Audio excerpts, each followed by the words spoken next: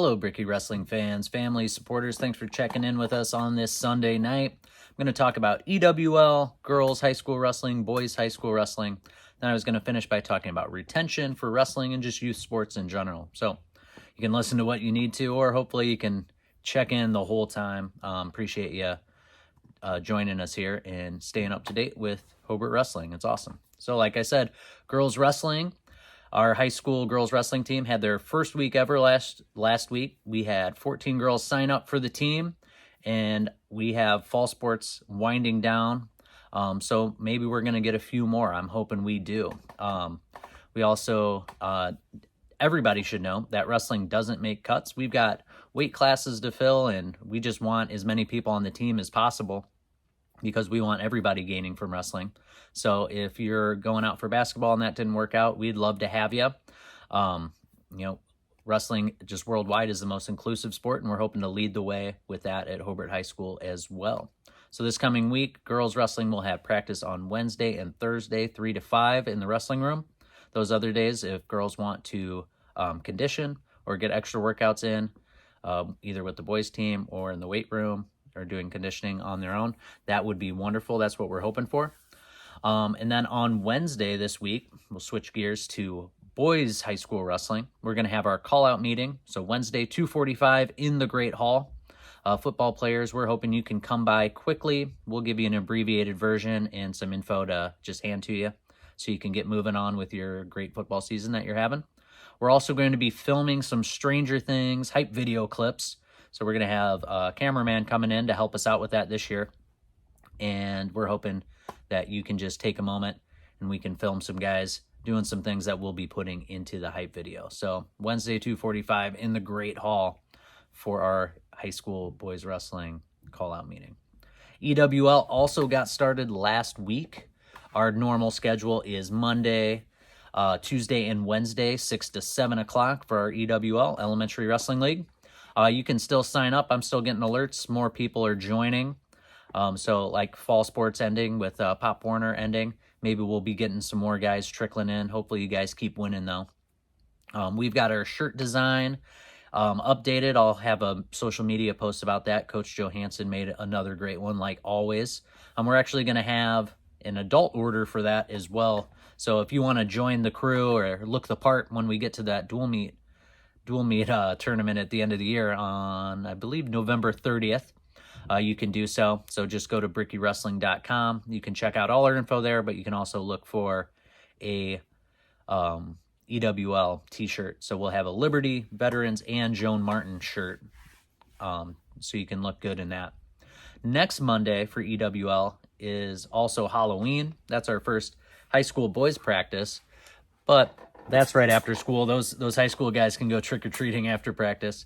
Elementary kids, we've got 6 to 7. That's probably main trick-or-treating time. So we're going to move that Monday practice on Halloween just to Thursday of the same week. So instead of Monday, Tuesday, Wednesday, it'll be Tuesday, Wednesday, Thursday. And that's not this week. That's week of Halloween. So hopefully we see a whole bunch of people there. That would be great. So this is our second year of EWL. And we just want to emphasize what we're trying to do with that. Maybe you can get the word out to some people. EWL's for ages 4 and up. We want boys and girls. They're all going to be in the same teams. And it's great for beginners, EWL is, and it's great for experienced wrestlers. For beginners, it's a team atmosphere. It's with your elementary team, but you also get to see everybody else in the club because we have dual practices. We have 2 of the 3 teams practicing each time. And for experienced kids, it's a great way to become a leader. You're going to be leading those less experienced wrestlers, and hopefully you're going to be recruiting some of your friends to join the team with you. So I think it's the best of both worlds. For beginners, it's a great environment. For experienced wrestlers, it's a great leadership ground. And also, it's a good kind of warm-up, kind of amping you up for the main winter season where people are wrestling in a lot more meets and things like that. We can wrestle in Hobart, and then we can go across the state and do what we're doing in winter and into March with folk style state and all that. So we're hoping, it's as successful as it was last year, and we can make it better and better and better. So I now want to talk about retention, just youth sports in general and wrestling in general. You could kind of use youth sports and wrestling interchangeably in what I'm going to say next. what's great about wrestling is tons of people try wrestling. A lot of people have done it for a year or two. What's not so great about wrestling is that, people don't stick with it maybe as much as like football. We see a lot of guys on the sidelines in football. We don't see as many in wrestling. Now, that might be because wrestling's a uniquely tough sport, which is, something we're not going to take away. That's one of wrestling's greatest things about it. It's tough and it creates tough people. But we don't want its greatest strength to be its greatest weakness as well. So I wanted to talk about this. As kids grow up, they stop doing all sports at a pretty high level, especially around middle school age. That's where a lot of numbers in, whether it's soccer or wrestling, tend to drop. And I'm hoping that as a community, we can make sure our Bricky wrestlers are continuing all the way through. So sports help kids show grit and perseverance, but you can't do that when you're not on the team, right? As a head coach of the high school team, I see kids quitting the sport when wrestle-offs are involved, when those external things are involved, when people are trying to make the team, make the lineup, so to speak. So when people lose wrestle-offs or when they think they're going to lose a wrestle-off, that's when I see the most number of our high school kids quit. Why does that happen? I know some people in the past have told me, well, it's easy. They didn't make the team, so they quit. They're not going to get what they want. But to me, that's not the right way to look at it. You didn't not make the team. We don't make cuts. Everybody's on the team. You didn't make the lineup. That's true. You didn't make the lineup for the short term. But there's many ways to make the lineup, and lineups change all the time. So it's important to remember that we're always looking for long-term success, whether it's a kindergarten in EWL or a senior in high school. Our number one priority is long-term success. That's both on the mat and off the mat. And when it's off the mat, it's being a great father, being a great mother, being a great community member, being a great business owner, being a great worker. And when it's on the mat, that's easier to see. Life can get complicated. Wrestling can be pretty simple. We want to get our hand raised, but we want to do it the right ways, and we want to get our hand raised in life. If, it'd be cool if that somebody came around and raised my hand when I was teaching a good English lesson every once in a while. So, lineups change all the time. So losing a wrestle off or losing a big match that you think was something you had to win, that's kind of in our minds, and it's not really in reality. So it's a good reminder that we need to be intrinsically motivated. We need to be motivated from within. Who do we want to be as a person? Who do we want to become as a wrestler and a person is the most important thing. And lineups change, like we said. There's academic issues. People improve. People win the next wrestle off. We've come out of the COVID pandemic, I hope. And obviously, lineups were changing all the time for teams all over the state with that kind of thing. That stuff doesn't just go away. There's sickness. There's health things. I hope everybody stays healthy.